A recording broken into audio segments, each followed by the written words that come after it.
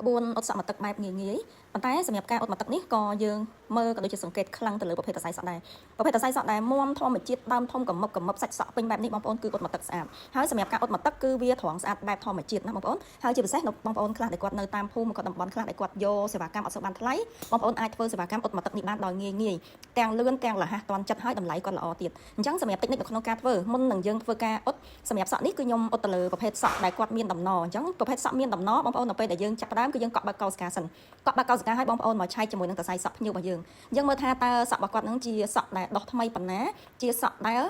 ធ្លាប់អត់ហើយប៉ុណ្ណាអញ្ចឹងសម្រាប់តិចនិចសក់ដែលមានដំណបែបនេះបងប្អូនគឺខ្ញុំយក spa ខៀវបូកជាមួយ collagen ខៀវលាយចូលគ្នាស្មើគ្នាលាបនៅចំណុចដំណសក់ហ្នឹង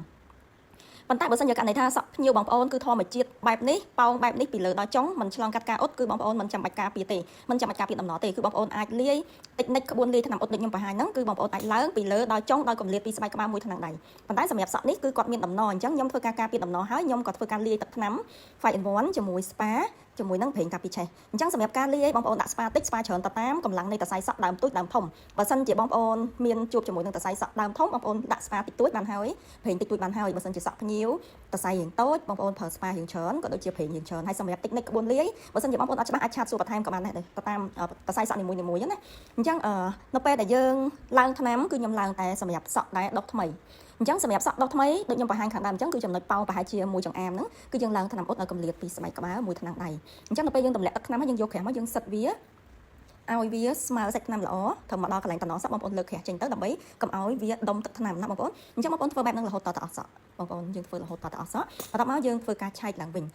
បងប្អូនបំពេញទឹកថ្នាំឡើងវិញនៅចំណុចណាខ្វះខាតចំណុចណាមិនទាន់មានទឹកថ្នាំអុតក៏ដូចជាចំណុចណាដែលវានៅស្ទើនៅប៉ោងនៅឡងអញ្ចឹងបងប្អូនបំពេញទឹកថ្នាំឡើងវិញតិចៗទៅបន្ទាប់មកយើងធ្វើការផ្អាប់ទុកចន្លោះពី10នាទីបងប្អូនធ្វើការឆែកមើលម្ដង10នាទីទៀតបងប្អូនឆែកមើលម្ដងយកចិត្តទុកដាក់បែបហ្នឹងណាបងប្អូនហើយយើងឆែកមើលឃើញថាថ្នាំរបស់យើងវាជ្រាបចូលល្អហើយយឺតយារល្អហើយអាលាស្នាមអាលា